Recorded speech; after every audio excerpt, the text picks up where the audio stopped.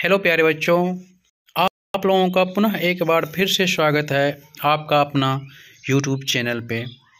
आपका अपना YouTube channel success academy classes.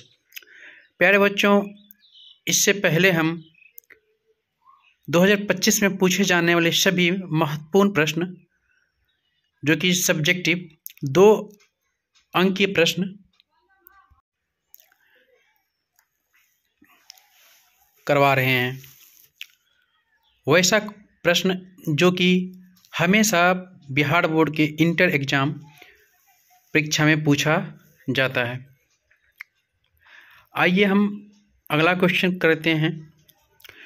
तो नेक्स्ट क्वेश्चन ये है कि वर्ण और जाति में कोई दो अंतर बताएं। वर्ण और जाति में कोई दो अंतर बताएं। हमको यहाँ जानना है कि वर्ण और जाति में अंतर। ठीक है, वर्ण होते हैं 4 और इसमें जो है जातियां हैं, जातियां का कोई संख्या निश्चित नहीं है, ये अनिश्चित है। ठीक है,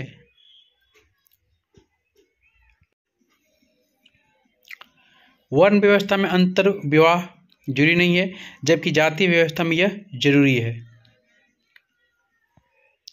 आइए हम नेक्स्ट प्रश्न देखते हैं क्या है। प्राचीन भारत में वर्ण व्यवस्था पर प्रकाश डालें। यानी कि पुराने समय में वर्ण व्यवस्था किस प्रकार का था उसके बारे में पूछ रहा है। तो प्रश्न ये है कि प्राचीन भारत में वर्ण व्यवस्था पर प्रकाश डालो।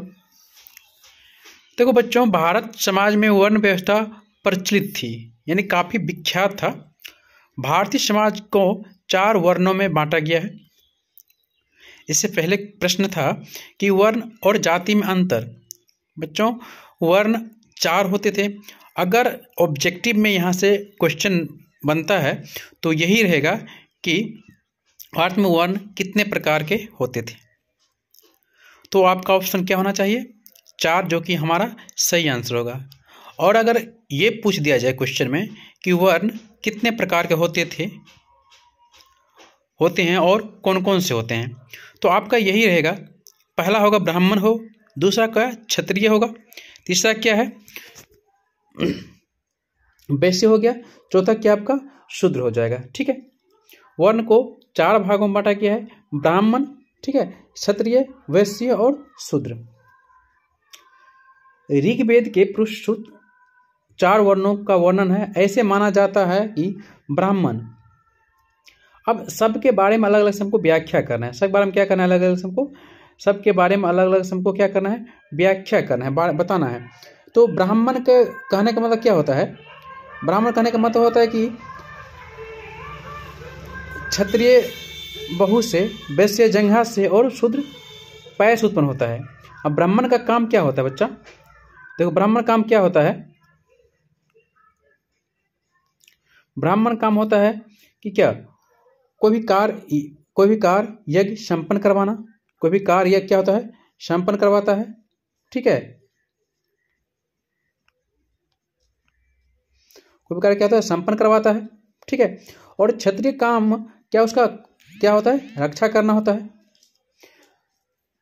और वैश्य का काम क्या होता है कि देखो, वैश्य का क्या, व्यापार के बारे में, व्यापार समझते हो, खरीद बिक्री करना। ठीक है, और शूद्र का काम ये होता है कि इन सभी का क्या करना है? सेवा करना। इन सभी क्या होता है? सेवा करता है। तो सेवा काम कौन करता है? तो क्षत्रिय जो है सेवा का काम करता है। ठीक है, आपको पता चल गया है। देखो बच्चों, यहां से करके देख लेते हैं कि ब्राह्मण काम क्या होता है? कोई भी काम काज को संपन्न करवाना होता है। क्षत्रिय काम होता है रक्षा करना। वैश्य काम होता है व्यापार करना। और शूद्र का जो काम होता है ना, इन तीनों का क्या करना? सेवा करना। ठीक है, इन दोनों का सेवा करना होता है।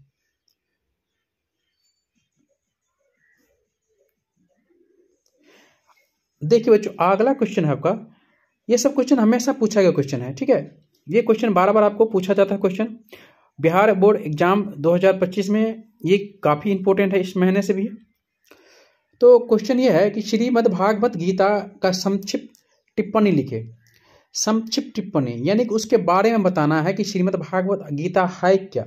ठीक है, तो आपको पता है ना कि जहाँ पे 2-4 लोग ये बातें करने लगते हैं, अगर कोई किसी को कुछ बोलता है कहने की कोशिश करती है या कुछ उसको ज़्यादा समझा देता है तो एक आम भाषा में कहता है ज़्यादा तो ना मुझे गीता उपदेश मत दिया कीजिए, आप मुझे ज़्यादा गीता उपदेश मत दिया कीजिए, यानी कि आप मुझे ज़्यादा मत समझाइए।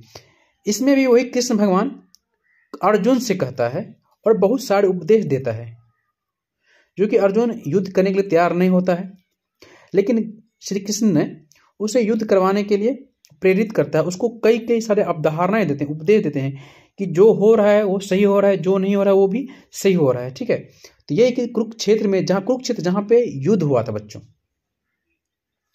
जहां पे क्या हुआ था, जहां पे युद्ध हुआ था कुरुक्षेत्र, श्री कृष्ण ने अर्जुन को जो उपदेश दिया, यानी कि श्री कृष्ण ने अर्जुन को जो बात वहां पे कही, जितने भी बातें बताई युद्ध के बारे में, नैतिकता के बारे में, अनैतिकता के बारे में, ठीक है, सही क्या होती है, गलत क्या होती है, इन सभी के बारे में बताएं। ठीक है, इसी उपदेश को श्रीमद् भागवत गीता में लिखा गया है और कहा गया है बच्चों। ठीक है, श्रीमद् भागवत गीता महाभारत एक सर्वाधिक निहित गीता कुल निहित है, यानी कि काफी इसमें महत्वपूर्ण है। दूसरा ये है गीता में कुल 18 अध्याय है। कितना है बच्चों? गीता में कुल 18 अध्याय है और कितना है? 700 श्लोक है, 700 श्लोक है। गीता का अंग्रेज अनुवादक 1785 ईस्वी में चार्ल्स विलियम्स ने किया था। यानी कि गीता का अनुवाद क्या हुआ है, इंग्लिश में भी हो चुका है, और इसका अनुवाद कब हुआ था? 1785 ईस्वी में चार्ल्स विलियम ने किया था बच्चों। ठीक है, आइए अगला क्वेश्चन देखते हैं। किन्हीं दो स्मृतियों का नाम लिखें। किन्हीं दो स्मृतियां होता है। क्या होता है स्मृतियां? तो भाई जो होता है स्टैचू बना होता है, मूर्तियां टाइप के, उसी को बोलते हैं हम लोग। एक होता है कि मनुस्मृतियां और ज्ञान वल्लभ्य स्मृतियां, दो प्रमुख स्मृतियां हैं। मनुस्मृतियां और ज्ञान वल्लभ्य स्मृतियां दो प्रमुख स्मृतियां हैं। मनु स्मृति के लेखक मनु और ज्ञान वल्लभ स्मृति के लेखक क्या थे? ज्ञान वल्लभ ही थे। यानी दोनों ने खुद ही खुद क्या लिखा था? अपना स्मृति लिखा था। आइए हम नेक्स्ट क्वेश्चन देखते हैं क्या कर रहा है।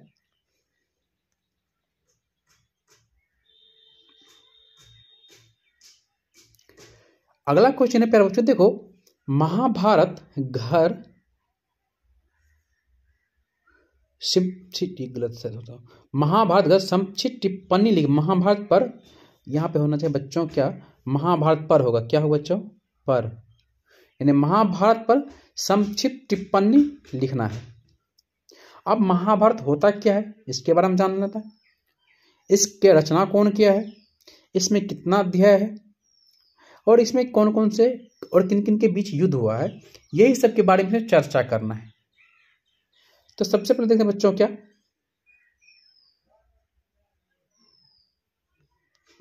सबसे पहले बच्चों देखते हैं कि महाभारत हिंदू धर्म का एक महाकाव्य है। हिंदू धर्म का क्या है? हिंदू धर्म का एक महाकाव्य है। महाभारत रचयिता कौन है? तो वेद व्यास जी हैं। कौन है? वेद व्यास जी। वेद व्यास जी हैं। और वेद व्यास को कहा जाता है। महाभारत में कुल कितने हैं? 18 पर्व है, और इसमें कितना अध्याय है? तो 1948, यानी कि 1948 अध्याय है। महाभारत में कौरवों और पांडवों के बीच क्या हुआ था? महाभारत में कौरवों और पांडवों के बीच क्या हुआ था? युद्ध के बाद वर्णन हुआ है। यानी कि युद्ध हुआ भी है तो किन के बीच? कौरवों और पांडवों के बीच हुआ है। महाभारत युद्ध में पांडव जीता था। जब कौरव और पांडव के बीच युद्ध हुआ था तो किसने जीता था? पांडव ने जीता था। और महाभारत का युद्ध कुरुक्षेत्र में जो कितना 18 दिन चला था, यानी कि 18 डेज तक चला था, यानी 18 दिन तक युद्ध चला था। कुरुक्षेत्र जो हरियाणा में पड़ता है, ये कहाँ कितना दिन चला था? यहाँ पे 18 दिन तक यहाँ पे युद्ध चला था। शॉर्टकट में बिल्कुल 2 मार्क्स का क्वेश्चन है। अगर 2 मार्क्स पूछे तो इतना काफी है उनके लिए। अगला क्वेश्चन बच्चों, महाभारत में कितने प्रकार के विवाह का वर्णन किया गया? विवाह का वर्णन कितने प्रकार के विवाह का वर्णन हुआ है? कहाँ पे? महाभारत में।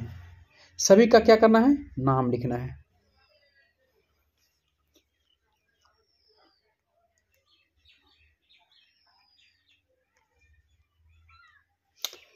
महाभारत में कितने प्रकार विवाह का? 8 प्रकार के विवाह का वर्णन हुआ है। ठीक है। पहला तो आपका है ब्रह्म विवाह, दूसरा है देव विवाह, चौथा है आर्ष विवाह, पांचवा है प्रजापत्य विवाह, छठा है असुर विवाह, सातवां है आपका गंधर्व विवाह और आठवां क्या है आपका सातवां राक्षस विवाह है और आठवां पिशाच विवाह है। यानी कि पहला क्या आपका ब्रह्म विवाह, देव विवाह, आर्ष विवाह, प्रजापत्य विवाह, असुर विवाह, गंधर्व विवाह, राक्षस विवाह और पिशाच विवाह। इनमें से प्रथम 4 विवाह को हम लोग क्या मानते हैं? उत्तम मानते हैं। इसमें प्रथम 4 विवाह क्या मानते हैं? उत्तम मानते। उत्तम कहने का मतलब है कि बहुत ही ज्यादा शुद्ध मानते हैं, बहुत ही ज्यादा परिपूर्ण मानते हैं, बहुत ही ज्यादा बढ़िया मानते हैं हम इस विवाह को। इन चारों विवाह जो शुरू का विवाह है इसको हम क्या मानते हैं? बढ़िया मानते हैं, अच्छा मानते हैं। जैसे कि ब्राह्म विवाह हो गया, देव विवाह हो गया, आर्ष विवाह हो गया और प्रजापत्य विवाह हो गया। इन सबको हम क्या मानते हैं? अच्छा मानते हैं। ठीक बच्चों। और अंतिम 4 विवाह को निंदनीय मानते हैं, यानी कि उतना अच्छा हम लोग इन 4 विवाह को नहीं मानते। हमारा जो प्रथम 4 विवाह है उसको हम लोग क्या मानते हैं? बहुत अच्छा मानते हैं।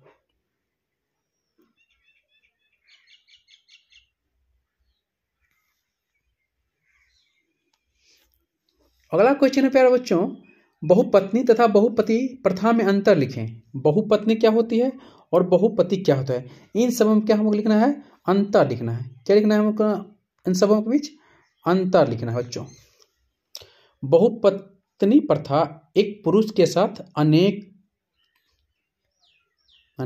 यानी कि बहुपत्नी प्रथा के साथ क्या होता है? एक पुरुष के साथ अनेक पत्नी होने का परिपाटी है, यानी कि अनेक पत्नी का क्या है यहाँ पे? आवश्यकता है। और बहुपत्नी कहना, जैसे कि पांडव है, पांडु को 2 पत्नी कौन कौन था? कुंती और पांडु की 2 पत्नी थी, कुंती एवं मांद्री। ठीक है। बहुपत्नी को मतलब है एक स्त्री के साथ, बहुपत्नी का मतलब है एक स्त्री के साथ अनेक पति होने का परिपाटी यानी कि हो। और बहुपति प्रथा कहलाती। जैसे द्रौपदी के साथ कितना था? एक के साथ 5 था, द्रौपदी के साथ कितना था? 5 था। ठीक है। तो यानी कि एक पत्नी के पास अनेक पति रहने की प्रथा होती थी, उसी को कहते हैं हम लोग बहुपति। बहु मतलब बहुत, पति मतलब पति। ठीक है। जिसके पास अनेक पति होता था उसी को बोलते बहुपति। ठीक है। क्लियर हो गया आपको? दूसरा क्वेश्चन है आपके इसमें, गोत्र किसे कहते हैं? गोत्र के 2 नियम लिखें। देखो बच्चों, गोत्र किसी वैदिक ऋषि के नाम पर होता था। उस गोत्र के साथ सदस्य ऋषि के वंशज माने जाते थे। गोत्र के आधार पर ब्राह्मण का वर्गीकरण किया जाता था। और गोत्र के 2 प्रमुख नियम हैं। गोत्र के 2 क्या है? प्रमुख नियम है। जो कि पहला नियम आपको है, एक ही गोत्र के सदस्य आपस में विवाह नहीं कर सकते हैं। कहने का मतलब एक ही गोत्र के साथ, एक गोत्र के साथ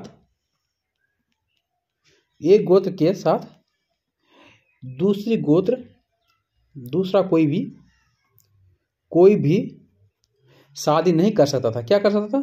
शादी जो है नहीं कर सकता था। यानी एक गोत्र के साथ दूसरा गोत्र क्या कर सकता था? शादी नहीं कर सकता था। यही कह रहा है गोत्र के नियम में कि प्रमुख एक ही गोत्र के सदस्य में आपस में क्या होना चाहिए? आपस में क्या हो चाहिए बच्चा? शादी नहीं हो सकता है। एक ही गोत्र के आपस में शादी नहीं होना चाहिए होता था। इसके लिए अलग अलग गोत्र होनी पड़ती थी। ठीक है। अगला क्वेश्चन देखो बच्चों, क्या इसी में है? दूसरा पॉइंट इसका है,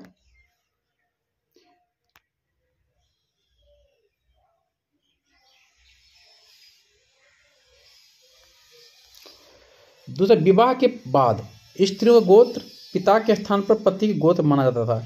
जैसे कि विवाह हो गया विवाह के बाद क्या होता था, जो पति का जो सरनेम, पत्नी का जो सरनेम था ना, वो क्या पिता का जो सरनेम से चेंज हो जाता था। ठीक है, पति के अकॉर्डिंग पति का जो रहता था वही रखना पड़ता था पत्नी को भी, यही माना जाता है और मानना पड़ता है। ठीक है, स्त्री धन किसे कहते हैं? आप देखो, ये इतना सरल क्वेश्चन है। स्त्री धन किसे कहते हैं बच्चों? कन्या के विवाह के समय, यानी कि जिसकी शादी, जिस लड़की की शादी होती है, उसके विवाह के समय उसके पापा यानी उसके पिताजी के द्वारा, उसके भाई के द्वारा, उसके माँ के द्वारा जो धन दिया जाता है, ठीक है, उपहार में जो भी सामान या धन दिया जाता है बच्चों, उसी को क्या कहते हैं हम लोग? स्त्री धन की पूर्ति अधिकार मानी जाती है। और इस पे पूर्ण अधिकार किसका होता है? पत्नी को होता है, यानी कि उस स्त्री को होता है जिस स्त्री ने जिस स्त्री को धन दिया है, जिस स्त्री की शादी हुई है, और शादी के बाद जो भी अपने माता पिता भाई बहन से जो भी धन अर्जित हुआ है, जो भी वस्तु दिया है, उसी को कहता है स्त्री धन। ठीक है, स्त्री धन का उपयोग के अलावा अन्य कोई भी व्यक्ति नहीं कर सकता है। स्त्री धन का उत्तराधिकारी, यानी स्त्री धन पर प्रॉपर उसी का अधिकार रह सकता है, पाने के हक उनकी पुत्री को हो सकती है। देखो बच्चों, यहाँ पे कितना अच्छा बोलेंगे, पुत्री को हो सकता है, बेटा को नहीं हो सकता है, बेटी को होगी। किसको होगी? बेटी को होगी। जो मम्मी के धन पे अधिकार किसका होगा? तो बेटी का होगा। ठीक है बच्चों, अगला क्वेश्चन प्यारे बच्चों, नयनार कौन थे? नयनार कौन थे? नयनार कौन थे बच्चों? तो नयनार, ये भी बहुत मस्त क्वेश्चन है। दक्षिण भारत के शैव मत के अनुयायी नयनार कहलाते थे। दक्षिण भारत के शैव मत के अनुयायी नयनार कहलाते थे। दक्षिण भारत के तमिलनाडु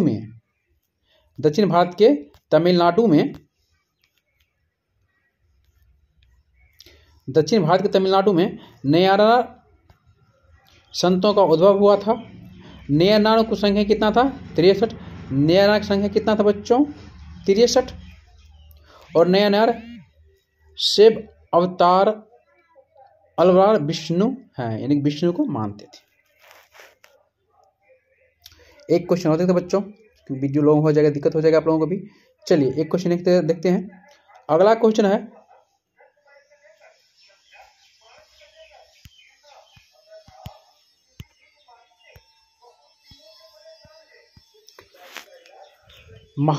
वर्धमान महावीर में कोई 2 शिक्षकों का लिखे। वर्धमान महावीर के 2 शिक्षकों के बारे में यहाँ पर लिखने के लिए बोल रहे बच्चों।